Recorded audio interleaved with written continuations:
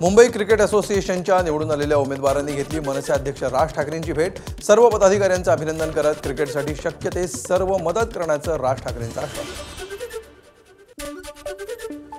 स्थानिक स्वराज्य संस्थांच्या निवडणुकीमध्ये ओबीसींना कमी आरक्षण मिळाल्याचा राष्ट्रीय ओबीसी महासंघाचा दावा। निवडणूक आयोगानं याचा फेरविचार करावा, अन्यथा ओबीसी महासंघ न्यायालयात जाणार। बबनराव तायवाडे यांची माहिती। पूर्व विदर्भातील 56 नगरपंचायती आणि नगर परिषदांच्या निवडणुकांसाठी शिवसेनेनं 1300 एबी फॉर्म दिले। त्यामुळे भाजपची वाट न बघता शिवसेना विदर्भामध्ये स्वबळाच्या तयारीत असल्याची चर्चा। धाराशिवमध्ये महाविकास आघाडीचा नगराध्यक्षपदाचा फॉर्म्युला ठरल्याची माहिती। धाराशिव, कळंबाळे, मुरुम नगर परिषदेमध्ये अध्यक्षपदाचा उमेदवार ठाकरे सेनेचा असल्याची माहिती, तर तुळजापूर आणि नळदुर्ग नगर परिषद काँग्रेसला।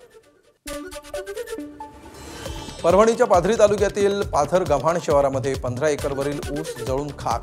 विजेच्या तारांमुळे ऊसाला आग लागल्याची माहिती। पंचनामा करून तातडीनं मदत करण्याची शेतकऱ्यांची मागणी। बेळगावमधील कित्तूर राणी चन्नम्मा प्राणी संग्रहालयामध्ये 28 काळविटांचा संशयास्पद मृत्यू। या प्रकरणाची सखोल चौकशी करण्याचे कर्नाटकचे वनमंत्री ईश्वर खांडरे यांचे निर्देश। भिवंडी शहरातील शांतीनगर परिसरामध्ये एका डंपरची रस्त्याच्या कडेला असलेल्या 6 वाहनांना जोरदार धडक। डंपरचे ब्रेक फेल झाल्यामुळे अपघात झाल्याची माहिती। सुदैवानं या घटनेमध्ये कोणतीही जीवितहानी नाही। गोंदिया जिल्ह्यातील बनगाव पाणीपुरवठा योजना अंतर्गत येणाऱ्या 36 गावांचा पाणीपुरवठा 5 दिवसांपासून बंद। योजनेचं बिल न भरल्यामुळे वीज पुरवठा केला खंडित। जगातील सर्वात उंच शिखर माउंट एव्हरेस्टच्या बेस कॅम्पवर भरतनाट्यम नृत्य सादर करण्याचा नवीन उपक्रम। कोल्हापूरमधील तपस्या सिद्धी स्कूल ऑफ भरतनाट्यमची अजून एक उंच भर।